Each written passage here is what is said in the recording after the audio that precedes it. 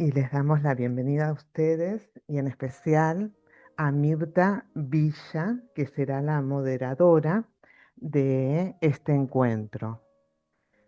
Mirta em, es voluntaria en Casa Abierta y varios la van a reconocer por su voz, por su gran trayectoria como comunicadora social y por su compromiso sostenido con causas sociales y humanas. Así que Mirta, te cedo la palabra. Gracias, gracias Verónica. Bueno, Verónica Sereno es quien estaba hablando hasta este momento, es bibliotecóloga, es documentalista y se encarga de la gestión de recursos para proyectos oblatas y va a ser además quien nos brinde el apoyo tecnológico para este webinar. Antes que nada, le damos la bienvenida a todas y a todos desde Casa Abierta y agradecemos este espacio de compartir saberes y para que desde la institución Religiosas Oblatas del Santísimo Redentor, que está presente en 16 países, se siga apoyando justamente el caminar en Uruguay. Agradecemos especialmente la presencia de la Autoridad General de Oblatas, Marisa Arreba, y la Autoridad Regional, Mirta Sánchez. Como muchas sabrán, la población específica a la que se atiende son mujeres en situación de prostitución, trabajo sexual y trata de personas con estos fines. Y bueno, vamos a presentar entonces el desarrollo de este webinar.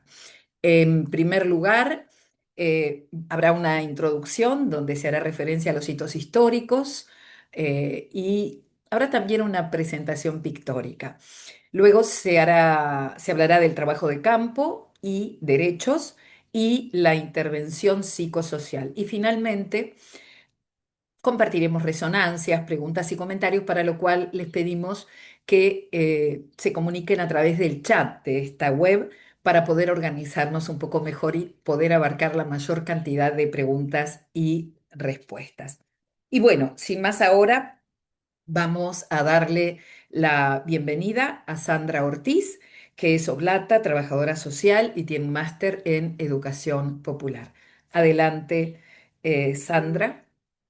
Sandra estará también compartiendo con nosotros los hitos históricos de este caminar de Casa Abierta que está celebrando sus 30 años en este momento.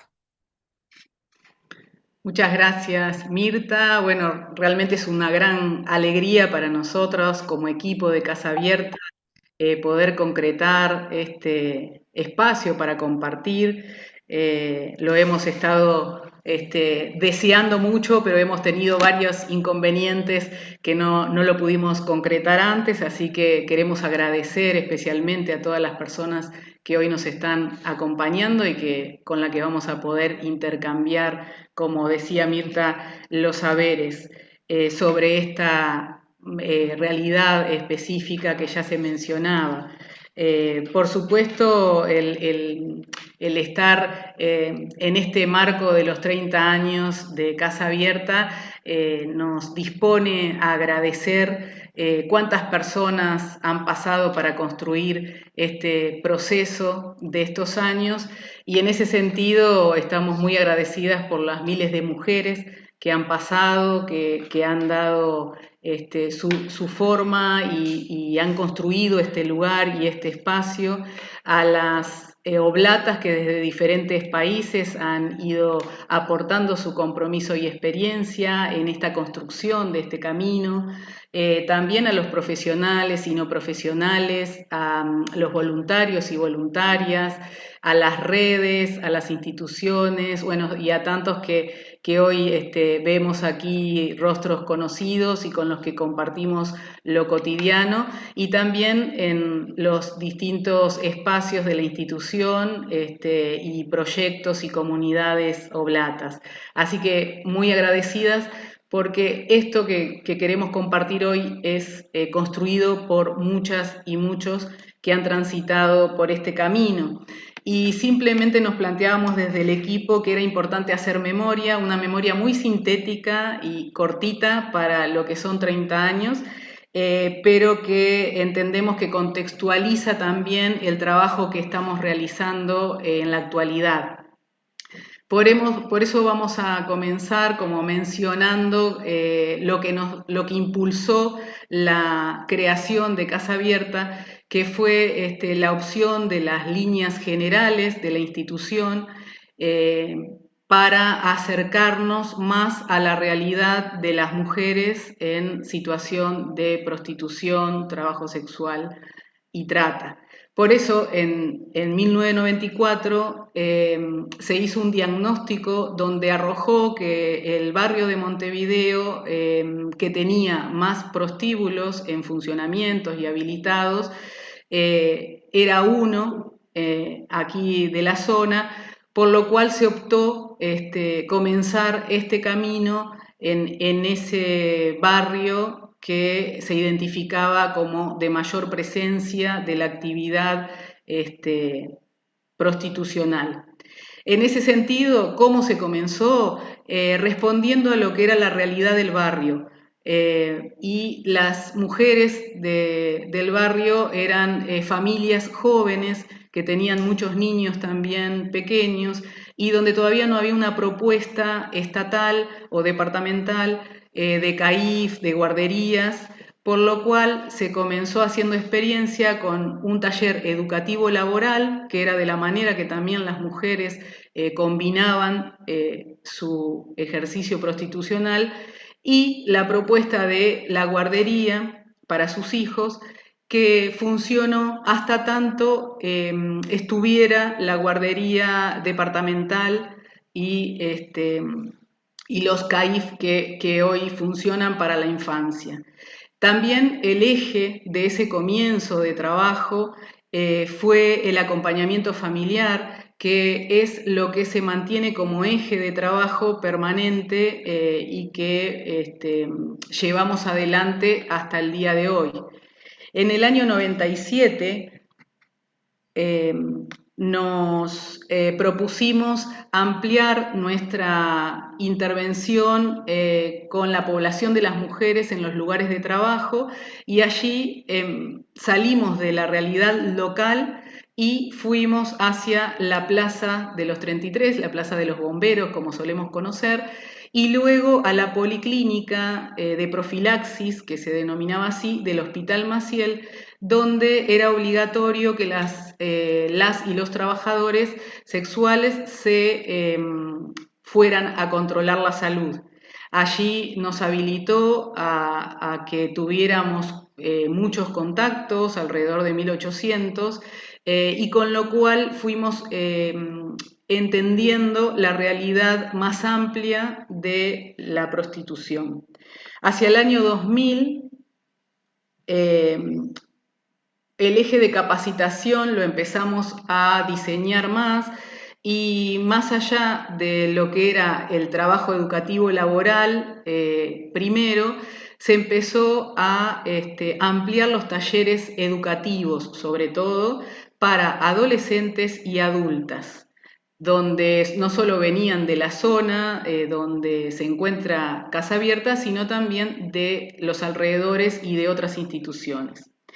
En el año 2002 también volvimos a hacer una evaluación del trabajo de campo, que es el que nos da el estar actualizadas en la realidad del fenómeno prostitucional, y allí ampliamos a distintas zonas de Montevideo, incluso el área metropolitana, por lo que muchos años estuvimos trabajando en el Hospital de San José en coordinación con los médicos y la parte de enfermería que atendía esta población específica. Así también en el 2006 fuimos evaluando y realizando un diagnóstico donde nos arrojó la necesidad de un servicio de atención jurídica, por lo cual desde este año 2006 fuimos hasta la actualidad trabajando desde lo psicológico, lo social y lo jurídico. Hacia el año 2008 empezamos a identificar que había en las situaciones que atendíamos a detectar, identificar situaciones de trata de personas. En ese momento el país todavía no tenía una ley que definiera este delito de trata de personas, pero sí pudimos participar de la mesa interinstitucional que se empezó a conformar lo que hoy sería, con la ley actual, el Consejo contra la Trata y Explotación de Personas. En el 2010, la parte del eje de capacitación lo volvimos a reevaluar y viendo las oportunidades educativas que había en la zona, nos dedicamos a enfocarnos a los emprendimientos productivos asistidos, que los tuvimos por más de 10 años y nos dio mucho resultado con la población específica. Hacia el año 2013, lo que queríamos señalar es que entre el 2013 y el 2019, una vez por año, logramos hacer encuentros internacionales de mujeres, es decir, fuimos generando espacios donde las mujeres que tenían un proceso ya de superación de ciertas situaciones de su vida y estaban como ávidas en el trabajo grupal, pudimos empezar a hacer estos encuentros internacionales con algunos proyectos de la institución Oblatas de Brasil y también de Argentina. Lo que nos llevó hacia el 2019, cuando fue el último encuentro, a generar una sistematización que nos arrojó muchos resultados positivos para el aprendizaje de los equipos. En el 2015 tuvimos la oportunidad de trabajar durante 3 años en las fronteras junto con la Organización Internacional para las Migraciones, en la frontera con Argentina, en el departamento de Salto, y en la frontera con Brasil, en Rivera y en Cerro Largo. Sobre todo se trabajó la prevención, detección e identificación de los casos de trata, que era bastante nuevo en el país, y logramos realizar como Casa Abierta una producción teórica donde pudimos allí desarrollar nuestra metodología de intervención. Hacia el 2018 nos encontramos que en Rivera había una realidad de migración vulnerable muy fuerte y además situaciones que tenían altos índices de trata de personas, por lo cual hicimos la experiencia de un espacio de atención a las mujeres de este perfil específico, que lo tuvimos hasta el año 2020, donde por la pandemia se fue complicando el sostener este espacio y tuvimos que cerrarlo. En el 2020, en el eje de capacitación, nos planteamos otro paso más que nos parecía que estaba más ajustado a lo que la población necesitaba, y es, más que los emprendimientos productivos asistidos, la alfabetización laboral, como un paso anterior que evaluábamos de los aportes de las mujeres que era necesario. Hacia el 2022, el trabajo de campo, como ya se había construido otro tipo de atención sanitaria en el país, otra propuesta, ya las mujeres no estaban concentradas en el Hospital Maciel para sus controles sanitarios, y empezamos a encontrarlas sí en los locales habilitados para el ejercicio del trabajo sexual, pues ya había una ley que tenemos que así lo denomina, y también en algunos apartamentos que no son tan oficiales. Continuamos siempre en este trabajo de campo con la intervención familiar de acuerdo a los procesos individuales de las mujeres que acompañamos. Y ya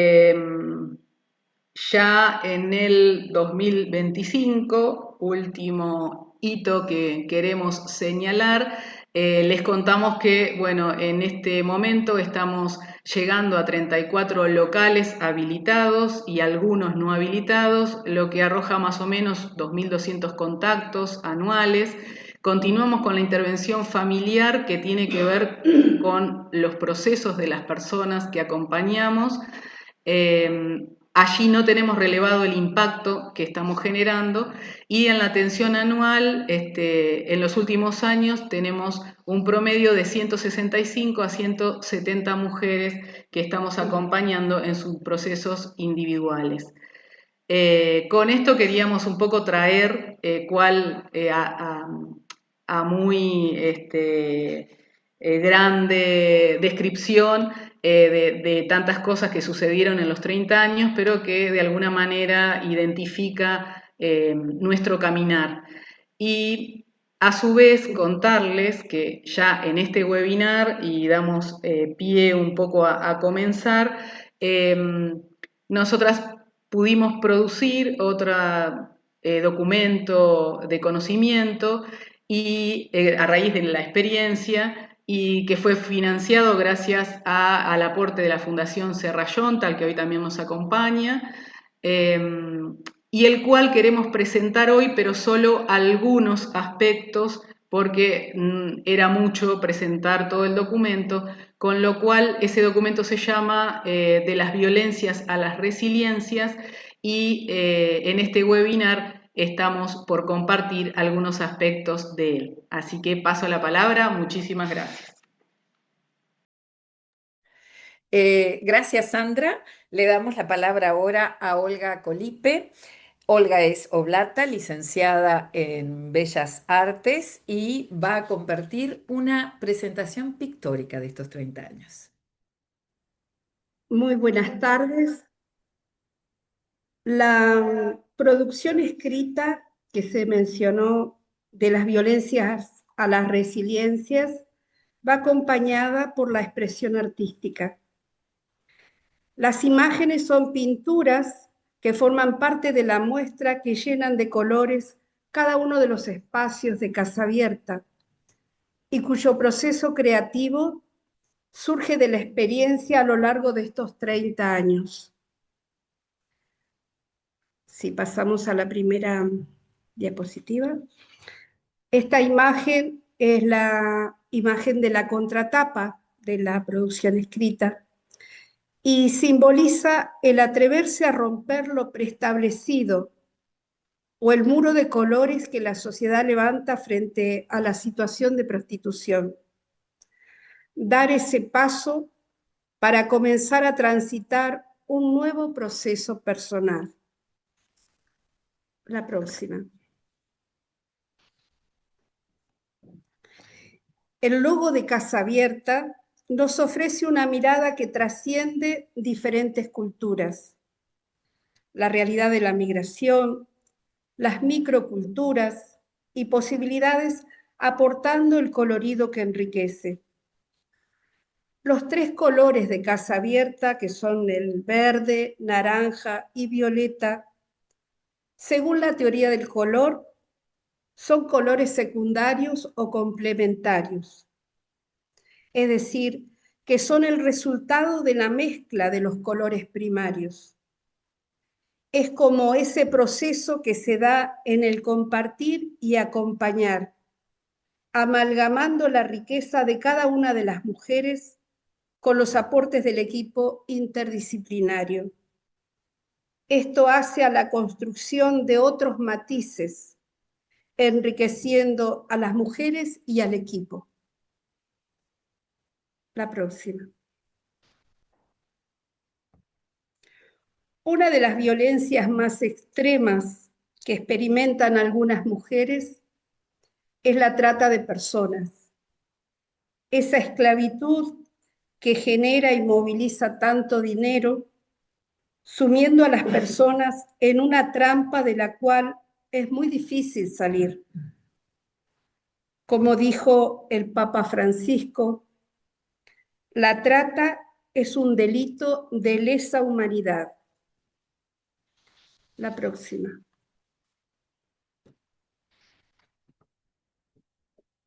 Las diferentes imágenes de mujeres en movimientos nos hablan de una realidad que invita y requiere de un continuo transitar los cambios y ofrecer nuevas respuestas. Son cuerpos normales, posibles, lejos de los estereotipos que la sociedad exige como modelo. Son imágenes de mujeres con movimientos libres, brazos al viento, con vuelo propio, que se liberan de la rigidez y la despersonalización que imponen los lugares donde ejercen. Son cuerpos de mujeres en diferentes estados y etapas, así como nosotras, mujeres, que visitamos y acompañamos a otras mujeres. La próxima. Este tríptico refleja la mirada de un vuelo de mariposas que van subiendo hacia la luz. El cuerpo de las mariposas son llaves, simbolizando la posibilidad que existe en cada persona de abrir las diferentes cerraduras que permitan emprender el vuelo propio. La próxima. Esta imagen es un cuadro que está en la sala de esperas, donde llegan las mujeres a atenderse. Vemos algunas mujeres que caminan, cada una a su ritmo, según el proceso que van construyendo en su vida. La próxima. Y esta es la imagen de la tapa del documento escrito. Y las experiencias de resiliencia son las que, como en la imagen que vemos aquí, vemos a las mujeres superando las violencias, luego de recuperar su autoestima y que por fin puedan dar un salto cualitativo en sus vidas. Eso era un poco lo que es la parte pictórica del documento.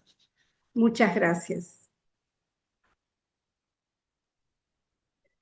Bien, sumamos ahora a este encuentro a Victoria y a Esteban, que van a hacer referencia al trabajo de campo y derechos. Victoria Capurro es licenciada en Trabajo Social y Esteban Coelho es abogado. Bienvenidos. Y gracias, Olga, por compartir esta belleza, ¿eh? Bueno, para, buenas tardes para todos y todas. Eh, la verdad que es una alegría poder compartir nuestro aprendizaje y nuestros saberes con tanta gente que nos ha acompañado durante mucho tiempo y gente que se está acercando también en estos últimos años. Como decíamos hoy, este webinar tiene el título Resiliencias en el Camino, Trata y Explotación Sexual, eh, porque entendemos que ese es el aspecto que queremos resaltar en la presentación de hoy. Eh, la idea es poder acentuar lo que encontramos en el trabajo en territorio, que es una de las patas más fuertes del proyecto, y las resiliencias que encontramos en esos procesos. La próxima, por favor.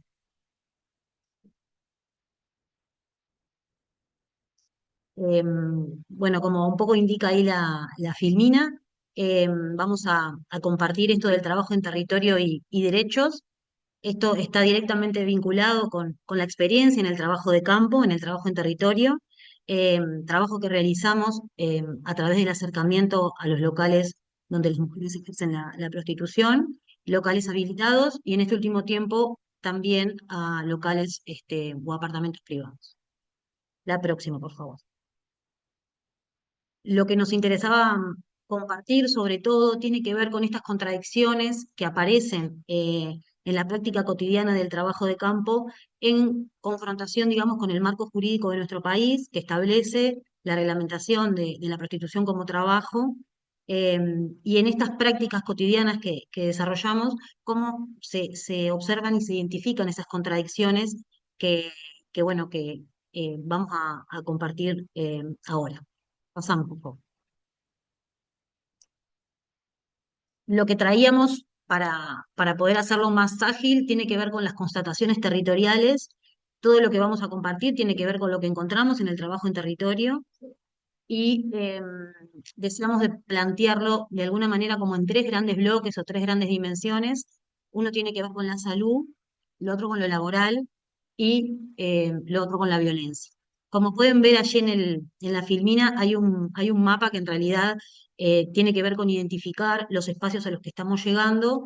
Como decíamos hoy, nos estamos acercando a 30 y pico de locales, y esto significa también tener como una mirada sobre el fenómeno de la prostitución en relación también con la trata. Como ven ahí en el mapa, son diferentes lugares de Montevideo y en diferentes zonas.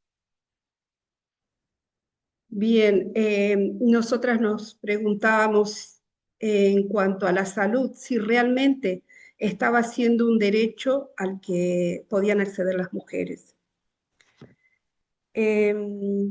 En cuanto a las exigencias de ciertas características físicas o etarias por parte de los dueños de los locales, vemos que va en detrimento de la salud física y emocional de las mujeres. Esto tiene que ver con la exigencia de lo estético, la delgadez, incluso en algunos locales eh, solamente se permite hasta cierta edad, cuando ya las mujeres van cumpliendo años, ya no pueden trabajar en esos lugares y eso las desplaza, digamos. También en cuanto a la exigencia de la delgadez o del aspecto físico, a veces se promueven el uso de productos y métodos no habilitados con el fin de lograr una estética estereotipada.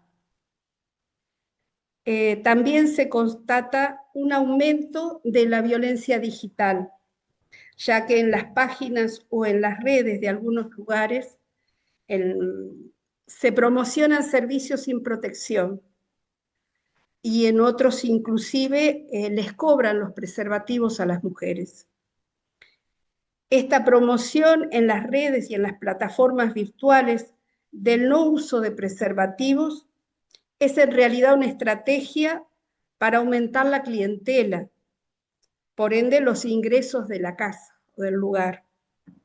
En contraposición, esto acrecienta la vulnerabilidad de las mujeres frente al aumento de enfermedades de transmisión sexual, teniendo en cuenta que en el país ha recrudecido el HIV y sífilis de manera alarmante. En el diálogo con las mujeres nos relatan algunas situaciones que vivencian, enfatizando en el miedo, la repulsión y la inseguridad que genera la exposición a prácticas humillantes y degradantes que afectan la dignidad del ser humano. Esto nos lleva a identificar rasgos de pedofilia, sadomasoquismo, etc. Otra práctica que las mujeres mencionan y que ofrecen algunos locales son las fiestas empresariales, identificando excesos de distinta índole como consumo, juegos de azar, servicios sexuales diversos, consumo de sustancias. Bueno, nos preguntamos también el tema de los derechos laborales de las mujeres, eh, y en esto encontramos estas cuestiones que tienen que ver con la vulnerabilidad en el ejercicio de ese derecho laboral, y por lo menos también algunos indicadores de trabajo insalubre. Algunas de esas cuestiones, que pusimos algunas porque nos parecían como las más relevantes. eh, una de estas tiene que ver con las multas y con el costo que esto significa para las mujeres cuando faltan por alguna situación de salud o alguna situación familiar. Al retornar al espacio laboral, se les cobra multa, lo que genera además muchas veces una deuda que termina siendo muchas veces impagable. Y por otro lado, algo que está sucediendo últimamente también tiene que ver con los pagos web, y a partir de la tecnología, como en esto de que también se va incorporando en el trabajo sexual, muchas de las mujeres aceptan el pago por transferencia y muchas veces son estafadas de esa manera, lo que significa que el pago no llega a su cuenta, digamos. estas como cuestiones de la vulnerabilidad, ¿no? Que aparecen en el tema económico de las mujeres. Otro aspecto que encontramos también tiene que ver con la dificultad que a veces muchas mujeres tienen para trabajar en otros lugares, una vez que se van de un lugar por cierta situación, eh, no es tan fácil que logren ingresar a otro espacio, y esto nosotros lo relacionamos directamente con un sistema de red que entendemos que funciona entre los dueños de los locales, que se genera como intercambios de informaciones, bueno, se caracteriza también a las mujeres, y eso nos habla también de esta dinámica de vulnerabilidad por la que las mujeres tienen que transitar. Y a su vez también algo que nosotras entendemos que sucede mucho tiene que ver con el ámbito de lo virtual y con los foros que se generan a partir de las páginas web donde las mujeres están publicadas, donde se da toda una dinámica de situaciones más relacionadas con violencia virtual, si se quiere, donde las mujeres, o mejor dicho, los clientes, realizan comentarios y plantean muchas situaciones de violencia, agrediendo a las mujeres, sobre todo en relación al aspecto físico, al servicio que prestó, bueno, un ámbito obviamente de mucha humillación y vergüenza para las mujeres, lo que también entendemos que aumenta esta vulnerabilidad y que está muy transversalizado por el tema de la tecnología.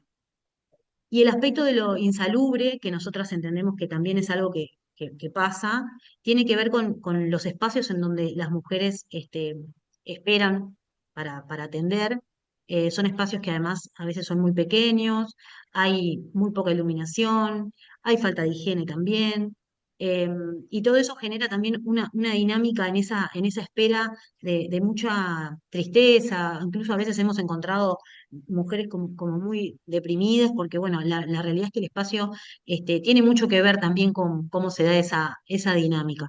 Y un aspecto que no parece menor, tiene que ver que muchas mujeres nos relatan que en algunos espacios les exigen llevar sus propios productos de limpieza para limpiar la habitación en donde trabajan.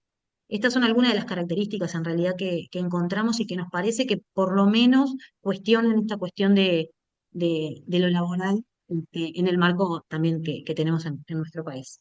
La próxima, por favor. Olga, sigue. Gracias. Otro aspecto que vemos también cuando visitamos a las mujeres en los locales es la situación el tema de los clientes frecuentes o clientes de la casa. Las mujeres no tienen derecho a negarse a la atención, aunque incluya violencia y no protección. De alguna manera se vulnera la posibilidad de decidir. En ocasiones incluso deben hacerlo en forma gratuita, ya que es una atención que el local le obsequia al cliente. Hay locales donde el dueño o la encargada determina que se paga una única tarifa por uno o varios servicios inclusive, no permitiéndole a la mujer que sea ella la que decida el cobro de su servicio. También vemos el tema del porcentaje que tienen que dejar las mujeres en los locales. Se retiene a las mujeres un porcentaje de lo que sale el pase, y esto últimamente ha ido aumentando, donde por supuesto el porcentaje menor o inferior es el que se llevan las mujeres. Por ejemplo, en una relación de 40-60%, donde las mujeres solo se llevan el 40%. También nosotras hemos constatado el control a través de cámaras en los locales con un circuito cerrado. También hemos visto y constatamos detector de metales a la entrada de los locales. Es común encontrar esos circuitos cerrados de cámara como control para las mujeres y no como protección. Incluso a veces se utilizan también para controlar a las encargadas de los locales por parte de los dueños. Pero en el caso, por ejemplo, que se dé, y de hecho se ha dado, situaciones de robo, violencia o violaciones de algunas de las mujeres, ellas no pueden acceder a las cámaras como pruebas para aportar junto con la denuncia. La próxima y va Victoria.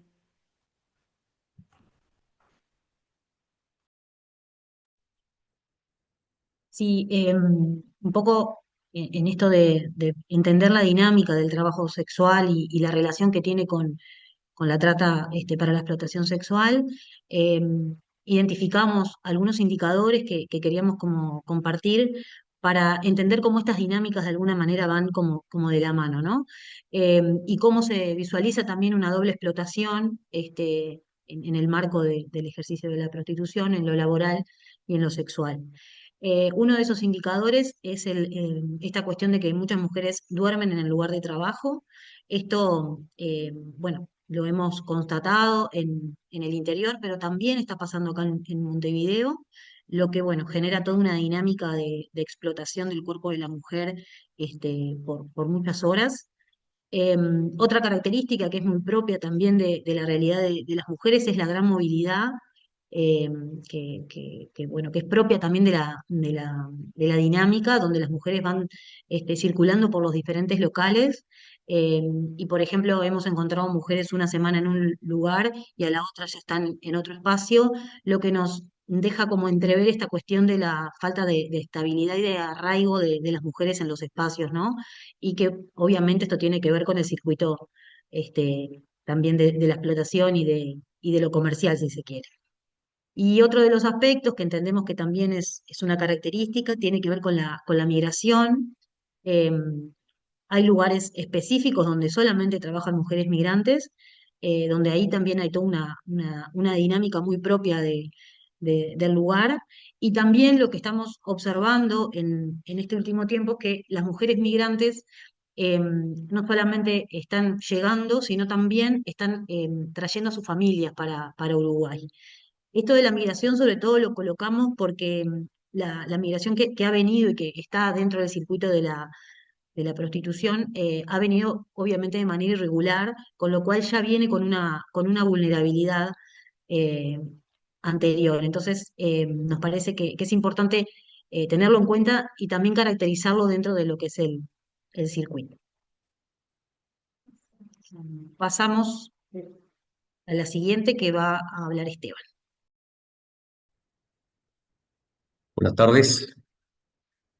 La idea de este espacio es concatenar el trabajo de campo con un pantallazo de la situación jurídica del Uruguay, solamente un pantallazo porque sería demasiado extenso hacerlo de otra manera. Simplemente para describir que en Uruguay existen varias normas jurídicas que tienen vinculación con el trabajo sexual. La primera de todas es la ley 8080 de proxenetismo, esa es la más antigua, de 1927, si mal no recuerdo. Actualmente se cuenta con la ley de trata, 19.643, bastante reciente. El delito de trata es anterior a esa última ley, que está en el artículo 78 de la ley de migraciones, 18.250, y la ley de violencia basada en género, 19.580. En especial, y sobre trabajo sexual, tenemos la ley 17.515 que pretende regular esa actividad. Todos sabemos que las leyes no eliminan la explotación, la trata, el proxenetismo, sino que son una herramienta simplemente para combatirla. ¿Por qué digo esto? Porque en nuestra cultura existen prejuicios que indican que quien ejerce el trabajo sexual sabe a lo que se expone, no tiene protección social alguna, así ejerce en forma independiente o trabaja en un local, y se tiende a asociar que el tipo de trabajo que realiza no la hace tan merecedora de una protección. Ni siquiera pensamos en la dignidad de esa persona. Se tiende a pensar que si lo hace es porque le gusta o está de acuerdo o es consciente de lo que hace. Como sociedad pensamos su actividad desde nuestra moral, no desde la razón o desde un pensamiento empático. Cambiar estos prejuicios implica cambiar de paradigma, y cambiar de paradigma significa remover la base cultural que todos traemos aferrada. Eso es mucho trabajo y a través de varias generaciones. Esa ley 17.515, el principal aporte es el reconocer la licitud. Eso está declarado en el artículo 1. En segundo lugar, la categorización del trabajo sexual como trabajo. Y en tercer lugar, un reconocimiento nominal a la salud de la mujer que ejerce trabajo sexual. Y digo nominal porque solo existe la mención en ese artículo 4. En la práctica, y como se vio en la exposición anterior, esa protección no existe. Entonces, ante la pregunta, ¿existen medidas de protección a esos derechos? La constatación desde nuestro trabajo de campo diría que prácticamente es inexistente. En relación con la figura del propietario o encargado del local, es esta una de las contradicciones de nuestro sistema jurídico. ¿Por qué? Porque reconocer a la figura de la persona física como titular del local o reconocer a la figura del encargado del local es admitir en una ley lo que en otra ley se penaliza, o sea, la existencia del proxeneta, por ejemplo. Porque permitir que una persona física pueda ser dueño de más de un local implica admitir que pueden darse casos de trata, penalizados en otra ley, si se producen traslados de un local a otro, por ejemplo. Si fuese un trabajo como otros, no habría dificultades en desempeñarse en distintos locales de la misma empresa. En cuanto a las características del trabajo sexual a nivel legal, ya vimos la licitud. Pero ¿por qué una ley tiene que decir que es lícito un trabajo cuando el artículo 10 de nuestra Constitución dice que nadie puede ser privado de lo que la ley no prohíbe? Y aquí el trabajo sexual nunca estuvo prohibido. En cuanto a la naturaleza jurídica, es un aspecto difícil de abordar. No es objeto del presente ingresar en esta discusión, o sea, dilucidar qué es. Parecería que es más bien una discusión filosófica que jurídica. Sin embargo, nuestra postura, nuestra guía ha sido siempre la protección de la integridad física y psicológica de la mujer, la protección de su dignidad, el respeto, la no explotación ni sexual ni laboral ni ninguna otra. En materia laboral, tratar de equiparar su situación a la de otras trabajadoras o trabajadores, y esto sin entrar a sostener si es trabajo o no, o si es otra cosa. Y por último, buscar que el sistema las integre a la seguridad social. Ahora, ¿por qué si es un trabajo no existen las exigencias que existen para el resto de los trabajos? A nuestro juicio, porque, por lo que había dicho más temprano, porque todavía existe ese arraigo muy impregnado sobre la inmoralidad de la actividad. El Uruguay se ha destacado por un avance muy grande en el reconocimiento de derechos humanos, de derechos en minorías en los últimos tiempos, pero en este caso está bastante en el medio. En comparación con los otros trabajos, ¿tienen las mujeres los mismos derechos laborales que otros trabajadores o trabajadoras? Tenemos que decir que casi no existen reclamos laborales por parte de las mujeres. No cuentan con un laudo mínimo salarial, con reconocimiento a salario, licencia, salario vacacional, aguinaldo, horas extras, seguro de enfermedad, seguro de desempleo. El derecho a la seguridad social existe solo si lo lleva la mujer a través de un monotributo, no como una obligación del patrón, etc. Está muy limitada la dignidad. En otros trabajos, nadie piensa en obligar al trabajador o trabajadora a realizar una tarea indigna. Y aquí eso ocurre siendo más que dificultosa la posibilidad de negarse o bajo el percibimiento de una sanción que puede llegar a ser la pérdida del trabajo. Trabajo dependiente es igual a ilegalidad en Uruguay. ¿Por qué? Por la forma de remuneración. Primero cobra el dueño del local, quien además cobra un porcentaje de lo que paga el cliente. Por la subordinación que existe de la mujer al dueño del local. Es este último quien da las órdenes, quien coordina el horario, la forma de trabajo, etc. Porque quien aplica el derecho disciplinario es el dueño del local. Pone multas por faltas, por llegadas tarde, porque puede sancionar con suspensiones e incluso con despidos. Pasamos a la siguiente, Firmina.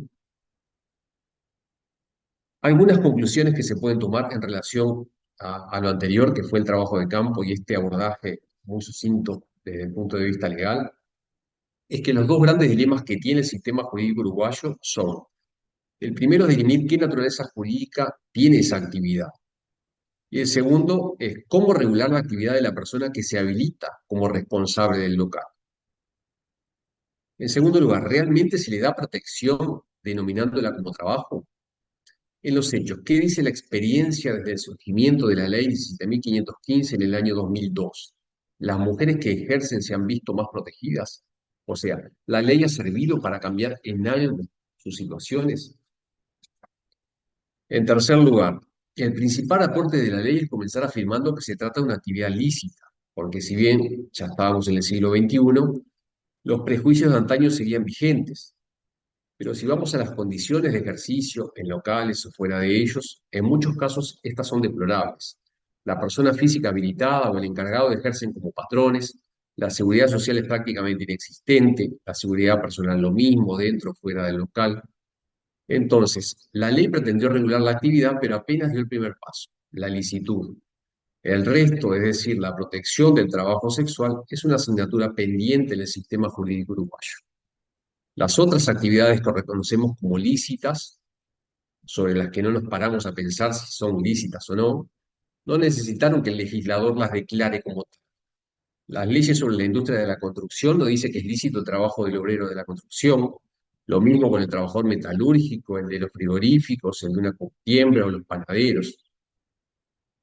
Con esto quiero decir que hay un arraigo moral impregnado en la sociedad que rotula esta actividad como ilícita, como deshonesta, como inmoral, lo que no ocurre en otras actividades. En cuarto lugar, la ley en el Uruguay no tiene otro camino que reconocer implícitamente que el ejercicio de la prostitución es trabajo independiente. Lo contrario sería declarar a texto expreso la existencia de proxenetas y tratantes. Pero sea trabajo dependiente o independiente, no brinda protección a las mujeres. Se trata de un sistema hipócrita que, al admitir la figura del dueño o el encargado del local, hace que el trabajo en relación de dependencia sea siempre legal, lo que es lo mismo decir que el sistema jurídico nacional expone a las mujeres a casos de proxenetismo, explotación y trata. En definitiva, lo que debiera seguir, una vez determinado que la actividad es lícita, sería la búsqueda de las medidas de protección de esa actividad. Gracias. Bueno, como decíamos hoy, es importante para nosotros hacer una referencia a algunas de estas resistencias que surgen de estos procesos que acompañamos, y lo dividimos como en tres espacios. Uno tiene que ver con la resistencia, sobre todo obviamente de las mujeres, para afrontar procesos psicosociales. Perdón, estaba sin cámara. Perdón. Bueno, la resistencia que tiene que ver con este concepto que acompaña los procesos de las mujeres en cuanto a poder sostener procesos psicosociales, y también la resistencia que muchas tienen, la mayoría, para poder sostener también los reclamos de tipo judicial, lo que sabemos que implica mucho tiempo, mucho desgaste, y a veces los resultados no son los esperados, pero esta característica es parte también de esa resiliencia que tienen las mujeres. En cuanto a los espacios colectivos, las mujeres que visitamos en los locales habilitados y, bueno, y en algunos apartamentos privados, a pesar de todo puede darse un espacio para el diálogo sobre la salud, la educación de los hijos, la familia, compartir saberes y recursos. Y en algunos casos que ha sido muy gratificante, porque algunas de las mujeres están cursando otra carrera, como puede ser enfermería o otro oficio, y algunas inclusive ya están finalizando. Entonces compartir esos avances en su vida personal también es muy grato, y sobre todo compartirlo con las otras mujeres. En Uruguay se tiende al reduccionismo, es decir, reducir el tiempo que las mujeres están expuestas ejerciendo la prostitución y poder acceder a una capacitación u otro trabajo alternativo. También en cuanto a nivel nacional están más organizadas. De hecho, luego de una larga trayectoria de lucha, han sido reconocidas por la Central Obrera, o sea, por el PIT-CNT. Finalmente, también vemos como un gran avance la creación de la Mesa de Sociedad Civil. Esta está compuesta en articulación con los colectivos de personas trabajadoras sexuales, algunas de alcance nacional y otras a nivel internacional, y organizaciones de la sociedad civil. En términos de conquistas, tenemos dos conceptos allí, que es la salud integral y el monotributo social. Esto también es parte de esa lucha de las mujeres y de los colectivos.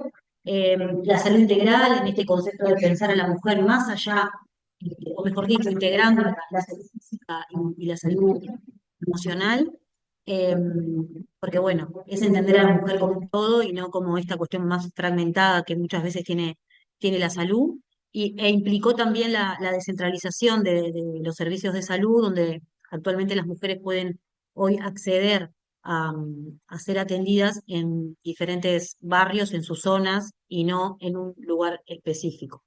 Y lo otro que tiene que ver con el monotributo social, que en realidad es una prestación, perdón, es un tributo que en realidad se da a través del Ministerio de Desarrollo Social, que ha permitido que muchas mujeres puedan acceder a la seguridad social y obviamente después poder incluso jubilarse. Estas cuestiones tienen que ver más con conquistas de las mujeres, pero que entendemos tienen que ver con los procesos que se vienen dando y entender a las mujeres también como un colectivo con potencia. Eso nos parecía como lo importante de colocar aquí estas conquistas. Sigo yo. Le damos la palabra a Mirta. Ah,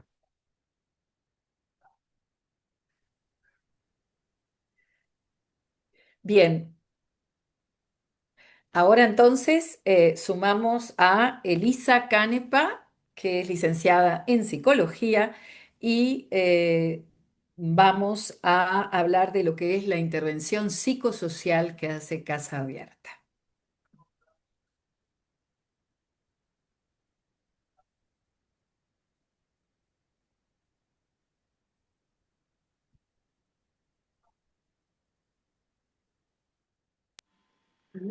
Pasamos la palabra a Mirta para que presente a Elisa, nuestra compañera, y luego comienza el desarrollo de este punto, Victoria. Gracias. Bien, yo presenté a Elisa, entonces arranca Victoria y luego se suma Elisa Canepa, que como les decía es licenciada en psicología. Seguimos entonces con Victoria y luego se suma Elisa. Bueno, muchas gracias. Vamos a hacer esta presentación de la intervención psicosocial conjuntamente con Elisa. Bueno, un poco contarles que nuevamente en este bloque lo que traemos es un poco nuestra experiencia y a su vez también poder recoger algunos aspectos de la resiliencia. Pasamos, por favor. Bueno, en este esquema intentamos como ser muy sintéticas en cuanto a cómo se desarrolla la intervención psicosocial. Partimos siempre de un contexto en el que estamos insertas, que tiene que ver con el contexto, obviamente, de la violencia basada en género, y en esta nueva coyuntura que tenemos actualmente del aumento de femicidios en nuestro país y en la región, lo cual nos coloca también con grandes desafíos para la intervención con las mujeres. En este contexto también nosotras partimos siempre de esta cuestión de que la prostitución es, sobre todo, tiene que ver con la desigualdad de género y parte desde esta mirada de pensar a las mujeres como objeto de un sistema que se enriquece a partir de los cuerpos y de las vidas de las mujeres. En ese contexto también, y obviamente, el factor fundamental ahí es la valoración del riesgo porque muchas de las mujeres están en esa situación prácticamente toda su vida. Entonces, este es uno de los elementos que más identificamos y que tratamos de poder trabajar junto con ellas. El punto de partida de la intervención tiene que ver con cuestiones fundamentales. Una, con la situación problema que la mujer trae cuando se acerca al espacio, pero también, y esto es lo que nos parece más importante de identificar, muchas mujeres se acercan con proyectos distintos de vida, o con una motivación diferente, o con ganas de encarar otro proceso. No siempre tiene que ver con el conflicto y con la dificultad, sino también tiene que ver con una motivación por otra situación de su vida. Esta intervención en realidad está transversalizada además por cuatro ejes. los estereotipos, que en realidad el trabajo tiene que ver con esta cuestión de la deconstrucción de los estereotipos, porque son estos los que generan la desigualdad y ubican a la mujer en un lugar de mucha vulneración. Y de construir con las mujeres esos procesos es fundamental. Lo otro tiene que ver obviamente con las políticas sociales, que bueno, que son estos recursos, o estos programas que existen a nivel del Estado que nos permiten, bueno, contar o no con esos recursos. Sabemos que muchas veces, y en este momento estamos atravesando un momento de mucha complejidad en ese sentido. El otro punto son los recursos, y ahí lo ponemos más en el sentido de los recursos que tenga la mujer, sobre todo desde su subjetividad y desde lo emocional, y también los recursos con los que podemos contar como institución muchas veces. Y obviamente ese último eje tiene que ver con la realidad, que es esto de situarnos en contexto, ¿no? Y la realidad de las mujeres con la complejidad que eso implica, pero es tener una mirada siempre más amplia y entendiendo esta problemática de la explotación como una cuestión vinculada obviamente con la desigualdad de género. Sigue Elisa.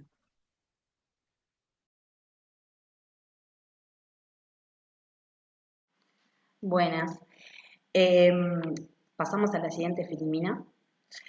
Bueno, un poco contarles que nosotros trabajamos en procesos y también en crisis, lo que no significa que las mujeres que concurren al proyecto en una situación más crítica no continúen un proceso, o que mujeres que están transitando procesos acá en Casa Abierta tengan como más situaciones críticas. Pero nosotros los diferenciamos porque nos parece que es importante tener en cuenta que el foco es distinto en cada una de estas intervenciones.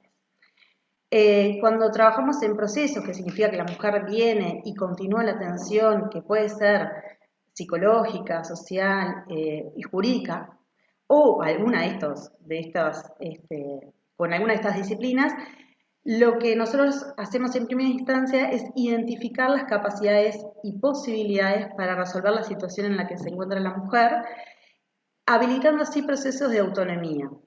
Autonomía en el sentido más amplio de la palabra no solo tiene que ver con los recursos materiales, económicos, sino también con lo afectivo y lo emocional, porque podemos ir desde situaciones de violencia basada en género, que son las que atraviesan todas las mujeres que concurren, pero también nos referimos a situaciones más cotidianas. También nosotros apuntamos a priorizar las necesidades que hay que resolver, poner foco en la urgencia y en lo posible, y dejar un poco de lado también el terreno de lo deseable. Es decir, nosotros podemos, o el proyecto puede pensar que lo mejor es, no sé, que la mujer tenga una casa, pero la realidad nos indica que hay otra urgencia, y esa urgencia es la que vamos a trabajar conjuntamente con ella. Y las respuestas a todas las situaciones que la mujer plantea, así como también las que identificamos como equipo, las vamos a ir encontrando conjuntamente con la mujer. Y tanto para la mujer como para nosotros es un proceso nuevo de aprendizaje de cada situación. También nosotros tratamos de identificar cuáles son los vínculos saludables, ya sean familias, amigos, las redes locales, comunitarias. Muchas veces las mujeres también han transitado por diversas instituciones, entonces también tratamos ahí de identificar y de poner foco también en los vínculos saludables. La historia de las mujeres nos evidencia de que hay muy pocos vínculos saludables en sus vidas, y nosotros consideramos que es fundamental para que ellas puedan transitar por otros caminos y pensarse de otros lugares apoyándose en estos vínculos.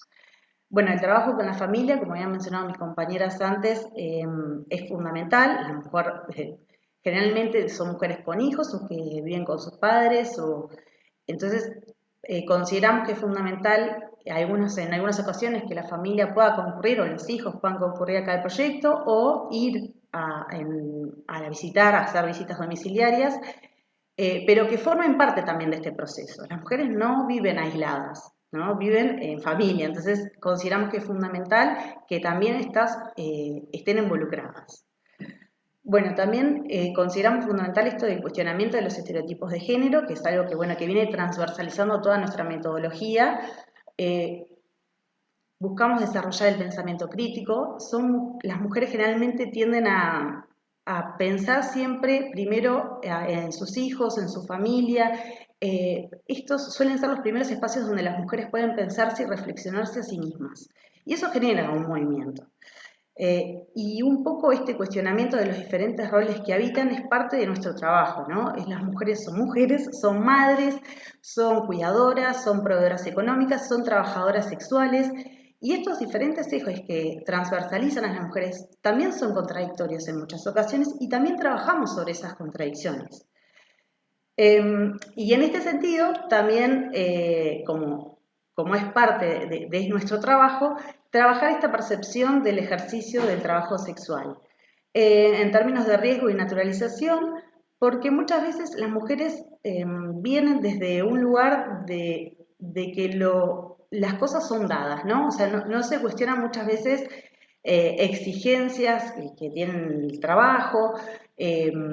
Por ejemplo, esto que mencionaban en algunos locales, hay que trabajar sin preservativo, y eso lo traen en contexto de otras situaciones. Ellas no logran poner foco muchas veces en estas situaciones. Entonces, un poco es esto de trabajar indicadores de riesgo, trabajar y deconstruir determinadas prácticas y conductas para generar procesos más saludables y por lo menos que las mujeres puedan ellas mismas cuestionarse y poner en cuestión y decidir, pero con información.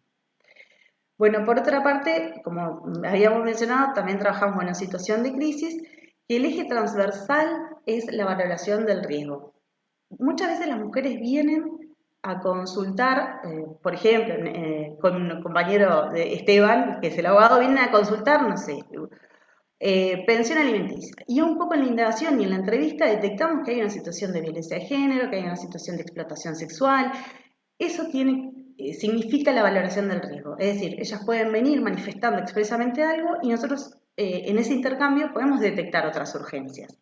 Nuestro fin es trabajar esas urgencias y ver de qué manera lo otro se va a dar, pero más adelante tal vez. Las diversas situaciones de crisis que atraviesan las mujeres, bueno, con parejas, hijas, madres, permiten aprender y reconocer herramientas saludables para enfrentar esos momentos y gestionar estrategias para situaciones futuras. Esto un poco aplica para las situaciones de crisis fundamentalmente, pero también para las situaciones en proceso. La idea es que las mujeres puedan construir estrategias que les sirvan para más adelante o para otras situaciones, porque ellas transitan acá durante un momento, un tiempo, es un proceso con un principio y un fin. Y la idea es que ellas el día, cuando no estén más o en cualquier otra situación, puedan y sean capaces, autónomas, de construir otras estrategias saludables. La crisis nosotros la vemos como una oportunidad en situaciones más críticas, es cuando podemos pensar en cambios o pensar en distintas maneras de ver y de hacer y realizar cosas distintas.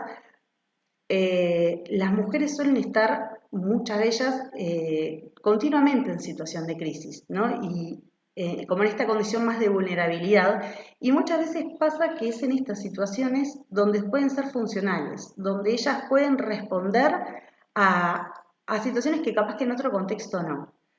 Y también pasa que muchas veces solo concurren estas situaciones más críticas y después no vienen más al centro y vuelven al proyecto y vuelven a venir en otro momento también más crítico, o pueden permanecer y realmente hacer un proceso. Pero la crisis nosotros también la vemos como esto, ¿no? Como hemos visualizado que muchas veces ellas pueden responder en estas situaciones más que en otras, ¿no? Que tal vez no hay situaciones más alarmantes o más críticas.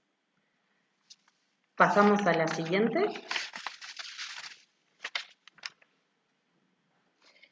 Bueno, y cada situación se trabaja atendiendo su particularidad, no hay recetas.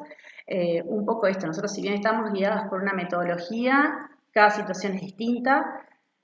Siempre trabajamos en equipo y siempre intercambiamos en equipo y pensamos estrategias nuevas que se adecúen a la realidad de la mujer.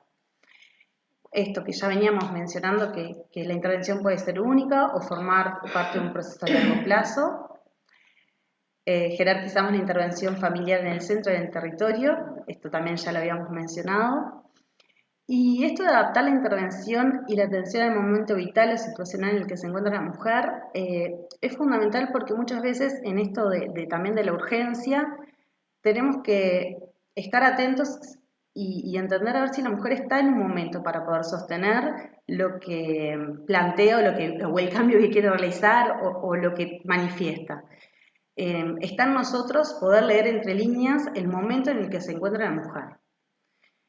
Por ejemplo, situaciones de violencia de género, o sea, bueno, esto, situaciones de explotación, o sea, está la mujer en un momento como para trabajar esto o no va a poder sostenerlo. Porque no nos olvidemos que la mujer después se va a su casa, o sea, hay que ver un montón de cosas. Bueno, identificamos y trabajamos factores de riesgo vinculados a la realidad de la trata laboral y sexual, generalmente naturalizado por las mujeres. Esto que les comentaba hace un ratito, las mujeres muchas veces en el espacio relatan situaciones bueno, que para nosotros son alarmantes y son indicadores de riesgo y ellas las traen como parte de otra historia, ¿no? No atendiendo a la gravedad de la situación. Y un poco en realidad nuestro propósito es esto, que ellas puedan ir identificando, puedan ir construyendo herramientas, se puedan ir alarmando después cuando pasen estas situaciones. Los indicadores de trata se encuentran no solo en la atención directa, sino también en el trabajo en territorio, un poco lo que venían comentando mis compañeras, esto de la movilidad. Trabajan una semana en un apartamento, después trabajan en otro, o van cambiando incluso de apartamento a alquería, a hoteles. Promesas laborales que la verdad llaman mucha atención, de mucho dinero, muy poco tiempo. Todo eso es lo que nosotros tratamos también de trabajar con ellas para que ellas lo puedan identificar. Y después, a través del relato de las mujeres, damos las modalidades que va adquiriendo el fenómeno de la trata en sus distintas etapas. Que el ejemplo creo que más claro de esto fue después pandemia, que empezamos a ver como la incorporación de las tecnologías en las modalidades y en realidad nos pasa todo el tiempo que vamos como pensando como equipo eh, cómo se van desarrollando nuevas maneras de, no solo del ejercicio, sino también de la explotación sexual, ¿no? Esto de las redes sociales, los grupos de WhatsApp, los mecanismos que van utilizando y que se van adaptando también a la realidad actual, a la realidad tecnológica y también a la realidad vital de la persona. Las mujeres jóvenes traen unas situaciones, las mujeres más de mediana edad traen otras situaciones, está en continuo cambio y nosotros todo el tiempo estamos tratando de mantenernos al tanto de qué es de cómo se está desarrollando todo esto. Ahora pasa Victoria.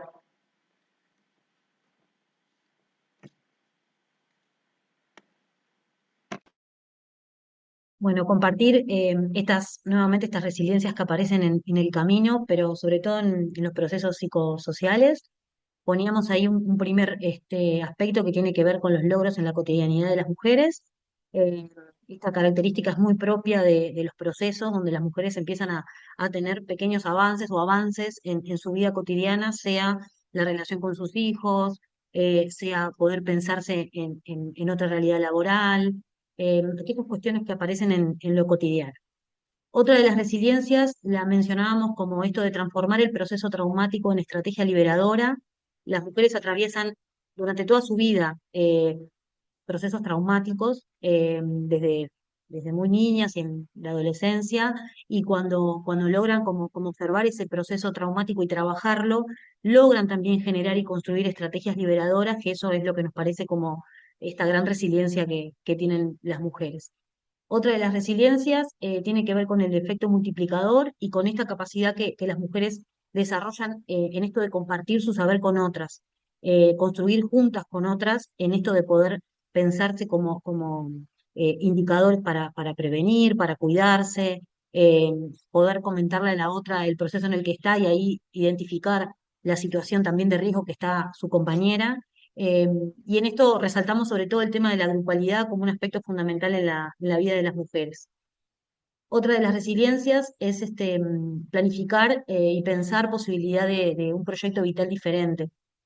Cuando las mujeres llegan al proyecto por ahí, muchas veces no ven como otra posibilidad y otra dinámica que no sea la que tienen, y en este proceso que logramos como acompañar, muchos empiezan a descubrir capacidades y potencias para poder pensarse en un proyecto vital distinto. Y hemos tenido muy lindas experiencias en ese sentido de mujeres descubriéndose, que eso nos parece como lo más bueno de esto de poder como acompañarlas, ¿no? Y la última tiene que ver con releer los procesos de manera crítica y empáticamente. Esto es nada, un hallazgo en realidad de los procesos también, que es que la mujer pueda leer su propia historia desde su realidad, de alguna manera también entendiendo esta cuestión de salir de ese lugar de la culpa, del lugar de la víctima, de sentir que, bueno, lo que hizo en aquel momento tenía que ver con una circunstancia en particular y poder como amigarse con ella misma desde este lugar más desde lo afectivo, porque, bueno, por toda la violencia vivida, muchas veces esa situación eh, las deja en un lugar de mucha vulnerabilidad. Por ahí son algunas de las residencias que encontramos y que queríamos como compartir.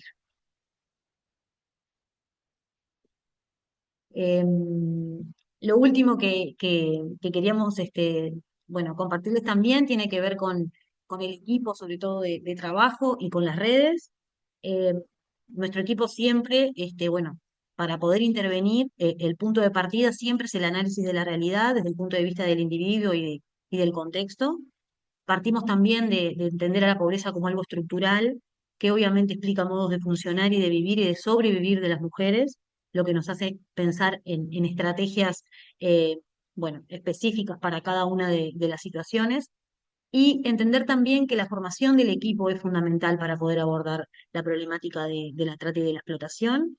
Y lo importante también de la mirada interdisciplinaria en estos procesos, como ya vieron y hemos estado compartiendo de las diferentes disciplinas, no es posible acompañar si no hay una mirada interdisciplinaria para poder tener un enfoque integral también.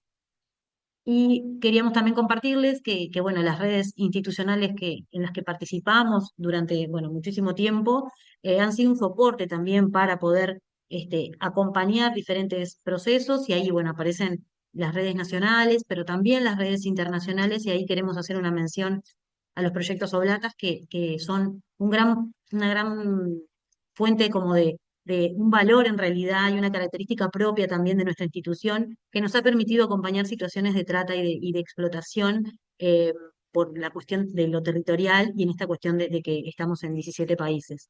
Y también a la red Talita Kum, que también ha acompañado estos diferentes procesos y entendiendo esto de que las redes son fundamentales para poder seguir mirando y seguir aprendiendo sobre el fenómeno de la trata y la explotación. Y después a nivel de Estado, nos parecía también importante señalar, bueno, ya hoy lo decía Sandra más temprano, nuestra integración a la mesa en su momento de trata y en este momento al Consejo, eh, que bueno, que somos parte desde el inicio, y también estamos integrando el Comité de Trabajo Sexual y en este momento también siendo parte del colectivo de sociedad civil que está acompañando los procesos que se están dando a nivel también de las leyes y de las modificaciones que se quieren dar.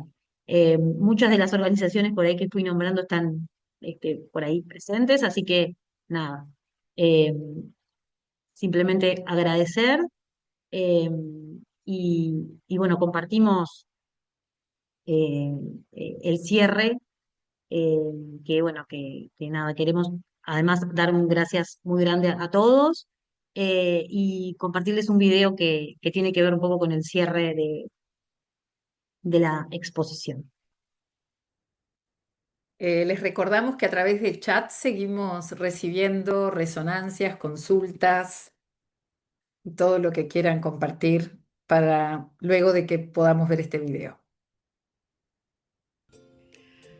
Hacer memoria es agradecer. Agradecer a todas las personas que han transitado por Casa Abierta en estos 30 años.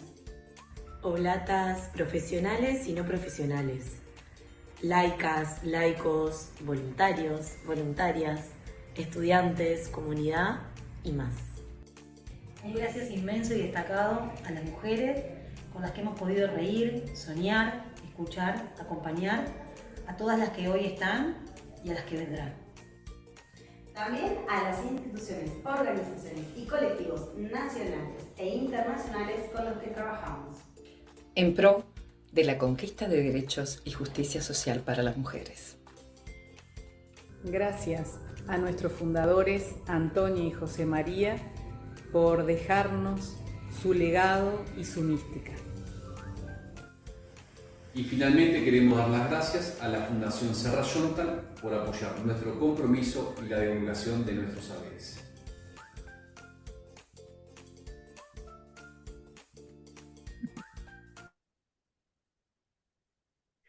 Bueno, si les parece, voy a compartir lo que he podido rescatar del chat. Todavía están a tiempo. Yo he estado tratando de sumar para ser lo más fiel posible a lo que han estado compartiendo. Veamos si me falta alguien. Bueno, voy arrancando entonces con lo que se ha compartido en el chat. Ahí voy. Agradecer por compartir desde la voz de las mujeres, desde sus lugares de ejercicio prostitucional y con una mirada integral, Sandra Perroni. Valioso trabajo compartido en este espacio, claridad y mucha profundidad. Gracias por todo, en especial por el compromiso y las búsquedas sinceras y apasionadas por hacer vida el carisma. Gracias por la entrega y testimonio. Felicidades, Mirta. Hola querida gente de Casa Abierta, felicitaciones por todos y cada uno de estos 30 años, por toda la entrega de estas mujeres valientes, María Elena Laurnaga. Felicitaciones por los 30 años, espero grabación porque lamentablemente ahora me tengo que retirar y reitero el abrazo del principio, Teresa Herrera. Felicitaciones por el trabajo que realizan y por más años. Gracias, Blanca de León. Muchas gracias por este encuentro. Dios bendiga a cada una de ustedes y de las hermanas que acompañan. Patricia Ovalle. Rescato del excelente trabajo que realizan, lo importante de la formación, capacitación y supervisión de los equipos que acompañan a las mujeres. Gracias y felicitaciones, Diony González. Hermoso trabajo. Dios bendiga a todos los que realizan por una oportunidad de nueva vida para las mujeres, Cristina Cuello. Y a ver, acá llegó algo más. Uy, uy, uy, llegaron todas de golpe. Bueno, a ver si puedo leerlo directo de aquí. Chi, chi, chi, chi. Muy interesante compartir este espacio. Felicitaciones, Uruguay, que nuestros padres fundadores continúen protegiendo esta hermosa misión. Jorgelina Rube. Eh, Blanca de la Torre, enhorabuena por todo el trabajo realizado todos estos años, un placer haber contribuido. María Elena Laurnaga, genial, felicitaciones y un saludo especial a ese equipo que a través del tiempo sigue consolidando un proyecto insustituible. Fernanda Lins, a Pastoral da Mulher, parabeniza o Projeto Casa Abierta do Uruguai pelos 30 anos da missão dedicada à promoção da dignidade, dos direitos e da autonomia das mulheres. Que essa caminhada continue inspirando transformações, fortalecimento, redes de solidariedade en todo el mundo. Perdón por mi portugués. Sandra Perroni, mucha emoción ver a este equipo que realiza una muy linda tarea desde el compromiso con el carisma oblata. Nieves de León, Gobierno General de España, gracias por el compartir y por ser casa abierta para tantas mujeres con las que han compartido la vida. Desde Puerta Abierta agradecemos el espacio y a seguir andando juntas en la misión. Felices 30, Lucía Álvarez. Lindo trabalho de Casa Abierta durante los 30 años, parabéns. Carmen de Talitacum, Latinoamérica, muchas gracias a Casa Abierta por su misión profética en favor de la dignidad de las mujeres, por las hermanas que hemos pasado por ahí, por las que están ahora. Creo que nuestra misión consiste en introducirlas en un proceso de cambio, resiliencia, ayudarlas a pensar críticamente, a pasar a una nueva construcción de su proyecto de vida. Sabemos que esta misión se desarrolla en un complejo contexto de explotación, violencia, pobreza y desigualdad. Muchas gracias, hermanas, y a todo el equipo.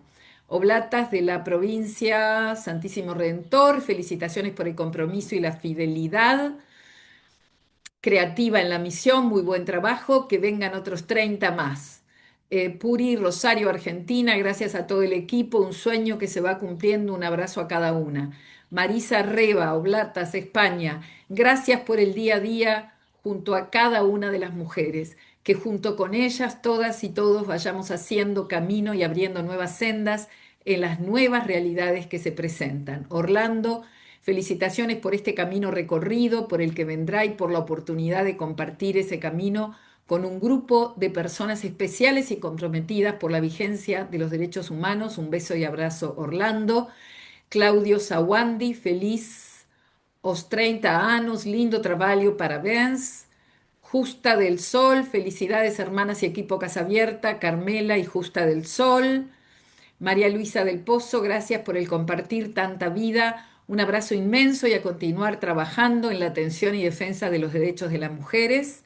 No sé si alguna de las compañeras del equipo de Casa Abierta Uruguay quiere agregar algo. No tengo más mensajes, solo creo que es compartido cuando hay esta red de buena energía y de gente comprometida en el amor y el abrazo a quienes, bueno, están en situación de vulnerabilidad y siguen luchando por tener un lugar en este mundo en dignidad. Creo que Victoria quiere decir algo, pero está silenciada. ¿Puede ser?